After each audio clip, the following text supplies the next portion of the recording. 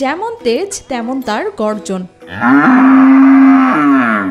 মানুষ দেখলেই যেন তেজ বেড়ে যায় আরো কয়েক গুণ। আদর করে ডাকা হয় রাজা বাবু।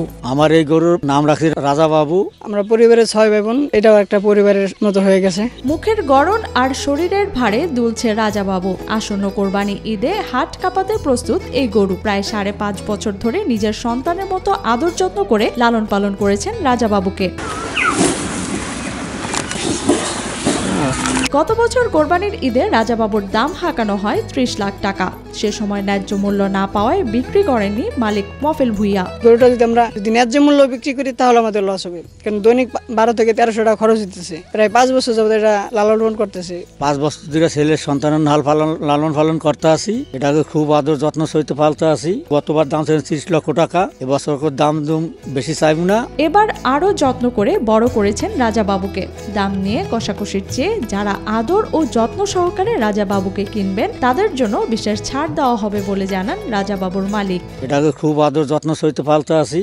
মাদারীপুর সদর উপজেলার কুনিয়া ইউনিয়নের খাটোপাড়া গ্রামের মফেল ভুইয়া প্রায় 40 মণ থেকে বেশি ওজনের এই গরুটিকে লালন পালন করছেন। 5.5 বছরে 10 লাখ টাকার মতো খরচ হয়েছে বলে জানান খামারি মফেল ভুইয়া। প্রতিদিন রাজাবাবুকে খাওয়াতে খরচ হয় 1000 থেকে 1200 টাকার খাবার। অনেক টাকা খরচ, আমার টাকা 10 লক্ষ টাকা খরচ গেছে, নিচে 10 লাখ টাকা খরচ গেছে। প্রতিদিন প্রায় 12 থেকে 1300 টাকা খরচ হইতেছে। 6-7 কেজি ভুসি যেতেছে। সম্পূর্ণ দেশীয় পদ্ধতিতে সবুজ ঘাস আর বিভিন্ন ধরনের ভুসি খাইয়ে গরুটিকে লালন পালন করেছেন বলে জানান এই খামারি। সাবান শ্যাম্পু দিয়ে প্রতিদিন গোসল করানো সহ পরম যত্নে গরুটিকে পালন করছেন পরিবারের অন্যান্য সদস্যরাও। গরু খুঁজু গোমর ভুসি আর কুলের ভুসি। আজ 5 বছর যাবত আমি একটু ডাক্তারও দেখাইনি এখন পর্যন্ত। আমার নিজের সামনে ছেলের নাল পালতে আছে, লালন পালন করতে আছে। ওই সকাল সন্ধ্যা গোসল করাই, শ্যাম্পু দিয়া সাবান দিয়া আদর যত্ন সহিত। বিশাল আকৃতির গরুটি প্রায় 9.5 ফুট লম্বা ও 6 ফুট উচ্চতা সম্পন্ন। তাই ন্যায্য মূল্য পেলে বিক্রি করবেন বলে জানান খামারি মফেল ভুইয়া। আমার অনেক টাকা খরচে গরুর কাছে, যেভাবে আইয়ে আমি গরু আল্লাহ নামে দিয়ে দেবো। গরুটিকে দেখতে ভিড় করেছে আশেপাশের মানুষ, অনেকেই তুলছেন সেলফিও। গরুটিকে ঘিরে স্থানীয়দের আগ্রহের শেষ নেই।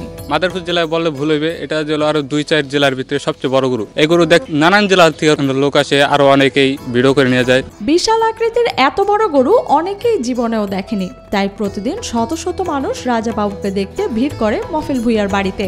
গরুটা অনেক সুন্দর, অনেক ভালো, গুতাগুতি করে না।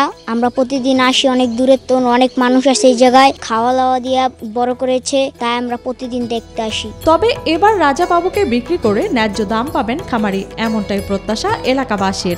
পালে অনেক কষ্ট করে, অনেক দূরে তো লোক আহে দেখতে নিয়ে, এখন তো বেচতে পারে না। যেভাবে গরিব মানুষ কষ্ট করে পালছে, দূরে পয়সার জন্য পালে, এখন যদি আপনারা বেচা কেনা করতে পারেন তাহলে আমরা একটু খুশি হই।